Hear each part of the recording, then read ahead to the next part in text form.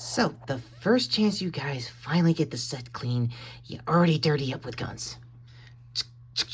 Yeah, I think I got the imbuing right. No, it just needs another millimeter of probably some sort of corrosives. And how's the telekinetics on it? Good enough, but I don't know. These scunny swords are going to be enough to go for what we're doing.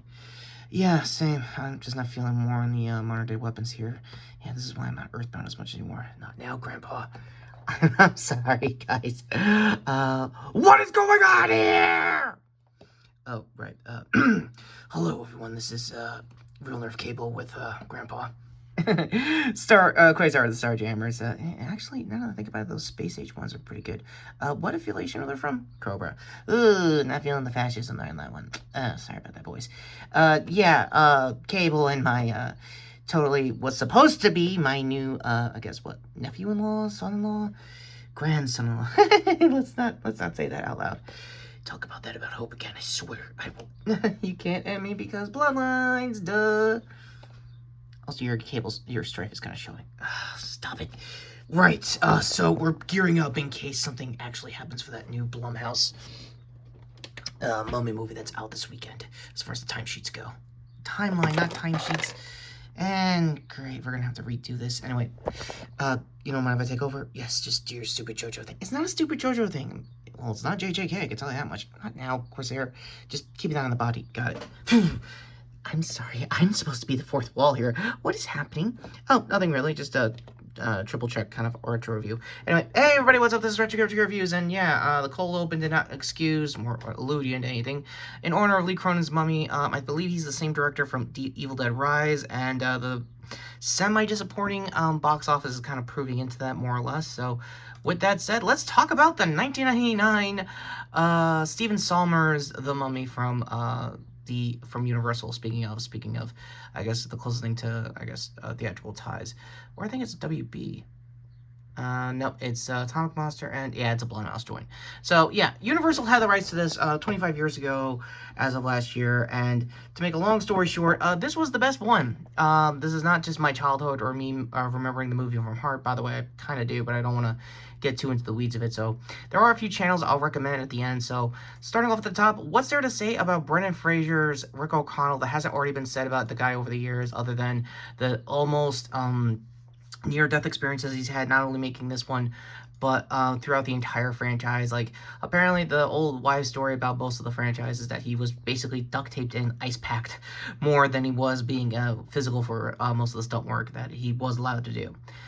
Also, yeah, your eyes don't deceive you. There is a big old bisexual awakening when it comes to Brendan Fraser and Rachel Rise, one of the many memes I'm trying to avoid for this retro review. But, yeah, aside from this attempted, I guess, semi-remake, or not remake, or I guess new universe stuff, my overall thoughts with the original Mummy is that it's fantastic. I love the first movie. I grew up with it.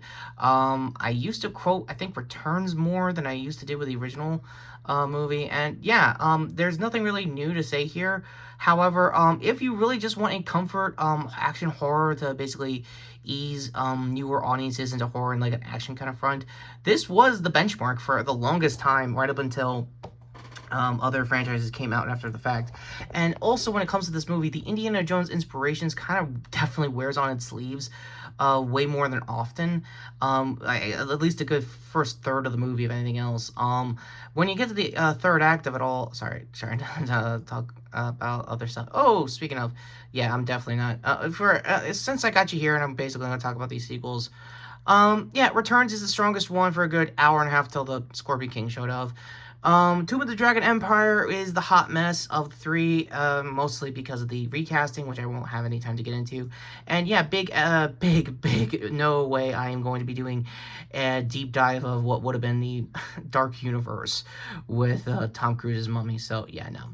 Ultimately, yeah, I'm generalizing more than usual, but this is still a very good summer blockbuster that basically put a lot of these actors on the map, especially Jonathan's actor, who is a really good character actor over the years that I also briefly mentioned, I believe, during the first half of The Last of Us TV series.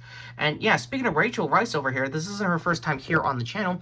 She was also, as far as stuff we've reviewed over the years, was most of Phase 4 in Marvel, hence why we got Marvel characters here. Oh, so that's why I'm here because of Phase 4 Marvel. You know what? That's okay. CinemaCon's looking good. Doom looks fantastic, and I'm probably gonna steal the show in a cameo. Just calling it now. So, so what are your overall thoughts, Cable? I mean, there's no way the Ascani tribe made this into the lexicon. Actually, yes, it is, and surprisingly, most of Rick's and the Oda Ferris characters, you don't know the royal guard that has been hiding that stuff? Oh, come on. It's been a while. Yes, and also I'm very much aware he was an Israeli actor. We won't get into his personal politics if there's anything new there when it comes to the Gaza conflict. My apologies in advance for the timesheets and timeline, whatever the hell we're going to verbatim terminology on this one. Is that his way of saying buzzwords? Yeah, pretty much. I guess, where am I in all this? Not much. I mean, I'm glad I'm not the Benny of it. Not it. Oh, I'm definitely got the Rick vibes.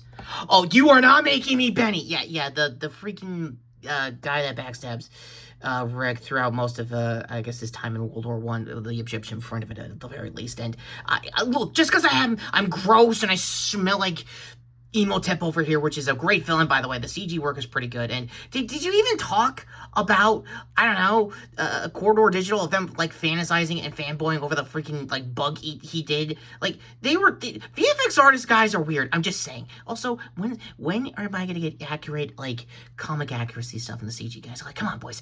We can squeeze another billion out of that. No, now wait, don't franchise yourself. Oh, come on.